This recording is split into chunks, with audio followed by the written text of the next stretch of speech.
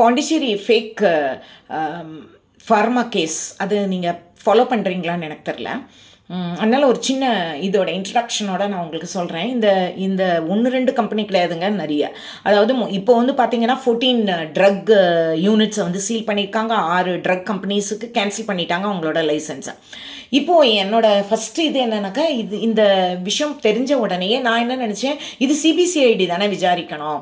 எதுக்கோசரம் இவங்க வந்து பெரிய பெரிய விஷயங்களை ஆட்கள் எல்லாம் வந்து உள்ளே கொண்டு வராரு கவர்னர் அப்படின்னு சொல்லிட்டு. இது அவர் வந்து என்ன பண்ணியிருக்காருன்னா சிபிஐக்கு ரெஃபர் பண்ணியிருக்காரு, என்ஐஏ உள்ளே கொண்டு வராரு. எஸ்ஐடி தான் இந்த ஆளை அரெஸ்ட் பண்ணிச்சு. இப்போ முக்கியமான ஒரு ஆள் நான் சொல்கிறேன் அவரை. அப்புறம் ஏன் வந்து சிபிஐ என்ஐஏ அந்த அளவுக்கு போகிறாங்க அப்படின்னு பார்த்தா, இது வந்து ஒரே ஒரு மருந்து, ஒரு சின்னதாக ஒரு காட்டேஜ் இண்டஸ்ட்ரி மாதிரி போட்டு ஒரு தலைவலி மாத்திரை அது மாதிரி ஒரு 4 கடைக்கு விற்ற கேஸ் இல்லை. ஸோ இது வந்து நிறைய மாநிலங்களுக்கு போயிருக்கு, வட மாநிலங்களுக்கும் நிறைய மாநிலங்களுக்கு போயிருக்கு, உத்தரப்பிரதேஷ், பீகார் உட்பட. அப்புறம் அதனால மற்ற மாநிலங்களில் போய் போலீஸ் இது பண்ணணும்னா அந்த உரிமை வந்து பாண்டிச்சேரி போலீஸ்க்கு கிடையாது. அதனால் அவங்க என்ன பண்ணியிருக்காங்கன்னா சிபிஐ கூப்பிட்டுட்டாங்க. நம்பர் 1. அப்புறம் நான் எஸ்ஐடி தான் இந்த ராஜா அப்படிங்கிற ஆளை, இவர் காரைக்குடியை சேர்ந்தவர், வெள்ளையப்பன்னு அலைஸ் வெள்ளையப்பன், ராஜா அலைஸ் வெள்ளையப்பன், இவரை வந்து இப்போ அரெஸ்ட் பண்ணி உள்ளே வச்சுருக்காங்க. இப்போது இது வந்து இந்த ஃபினான்ஷியல் டிரான்சாக்ஷன்ஸ் எல்லாம் பார்க்குறதுக்கு இதில் இலிசிட்டாக நிறைய இருக்கும். எனக்கா இது ஒரு ஆள் செய்கிற வேலை இல்லை. அதனால் இதுக்கு ஈடியையும் உள்ளே கொண்டு வராங்க. என்னையே ஏன் வருது அப்படின்னா, இதுக்கு வேறு முக்கியமான தகவல்கள் நமக்கு வேணும். யாரோட ரூபாய் எங்கேருந்து வருது, ஏன்னா அந்த ட்ரெயிலெல்லாம் பார்த்து இதுக்கு வந்து வேறு ஏதாவது தாக்கம் இருக்கா அதெல்லாம் பார்க்குறதுக்கு என்ஐஏ வருது. ஸோ இவங்க அத்தனை பேரையும் இன்வால்வ் பண்ணி இது ஒரு பெரிய ராக்கெட், இந்த இது ஃபேக் மெடிசன்ஸ் அதை வந்து பார்க்குறாங்க. இது எப்படி கண்டுபிடிச்சாங்க அப்படின்னு பார்த்தீங்கன்னாக்கா, சன் ஃபார்மான்னு நினைக்கிறேன், இந்த ஆள் வந்து அங்கே வேலை செய்கிறான். அப்போ இவன் என்ன பண்ணுறான், ஃபேக் மெடிசன்ஸ் தயாரித்து இலிசிட்டாக, இது வந்து கவுண்டர்ஃபீட் மெடிசன்ஸ்னு சொல்லுவாங்க, அதை தயாரித்து நைஸாக அந்த பேக்கேஜுக்குள்ளே அவனே மாதிரி பேக் பண்ணி, இப்போ சன் ஃபார்மானா அதே மாதிரி பேக் பண்ணி அவன் உள்ளே போட்டுறான். அந்த மருந்தை எடுத்துருவான் போல் இருக்கு, ஏன்னா நம்பர் கரெக்டாக வரணும்ல. அப்படி லூபின், சன் ஃபார்மா, அப்புறம் வந்து ஆபாட், இவங்கெல்லாம் வந்து என்ன பண்ணுறாங்க அப்படின்னாக்கா anti diabetic and anti allergic அந்த மாதிரியான மருந்துகள் தான் அவங்க தயாரிக்கிறாங்க. ஸோ அதில் இவன் விளையாட்டு காட்டியிருக்கா. அப்போது அந்த கம்பெனி, நான் நினைக்கிறேன் சன் ஃபார்மானா, அவங்க தான் கண்டுபிடிச்சிருக்காங்க, ஐயோ நமக்கு வந்து கவுண்டர்ஃபீட் மெடிசன்ஸ் வருதுன்னு. ஸோ அவங்க போலீஸ்க்கு இது பண்ணியிருக்காங்க, இன்ஃபார்ம் பண்ணியிருக்காங்க. அதில் தான் இதெல்லாமே கண்டுபிடிக்கிறாங்க.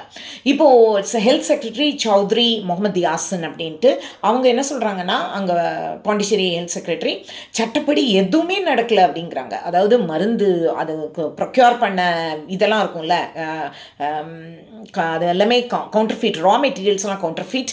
அதுக்கப்புறமா வந்து அவங்க எல்லாமே போலி.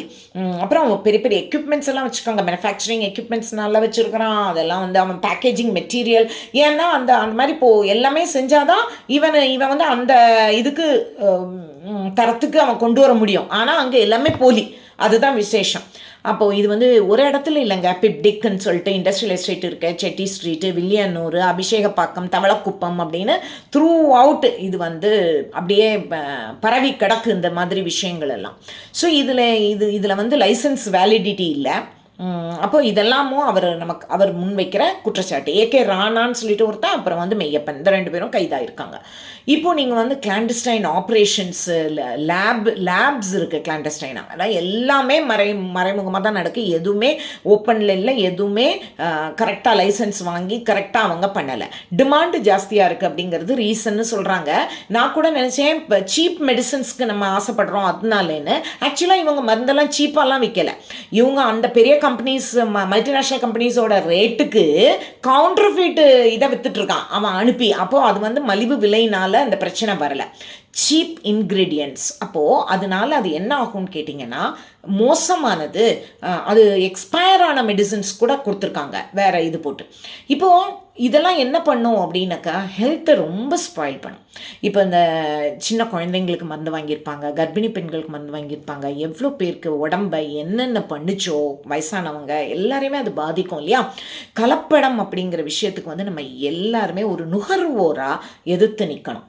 அது வந்து எவ்வளோ நெஞ்செழுத்தம் இருந்ததுன்னா மொத்தத்தையும் கொலாப்ஸ் பண்ணுற மாதிரியான ஒரு விஷயத்தை இவன் பண்ணுவான். அப்புறம் ரெண்டாவது இது பிளாக் மார்க்கெட், அதையும் ஒரு நுகர்வோராக நம்ம வந்து இதெல்லாமும் இவங்கெல்லாம் கிரிமினல்ஸுங்கிற அளவில் நம்ம புரிஞ்சுக்கிடணும்.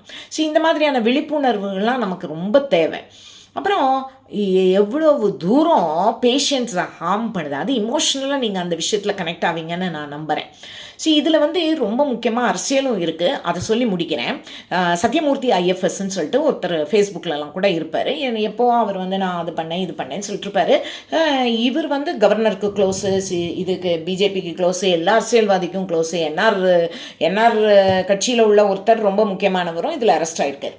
ஆனால் இந்த கேஸ் ஐஎஃப்எஸ் ஆஃபீஸரை பற்றி நான் ஏன் சொல்கிறேன்னாக்கா, இவ்வளவு இவங்க சொல்லியும் நிச்சயமாக அவங்களுக்கு எல்லாருக்கும் தமிழ்நாட்டுக்குள்ளே உள்ள அரசியல்வாதிக்கும் பாண்டிச்சேரி அரசியல்வாதிக்கும் சம்மந்தம் இருக்கும்.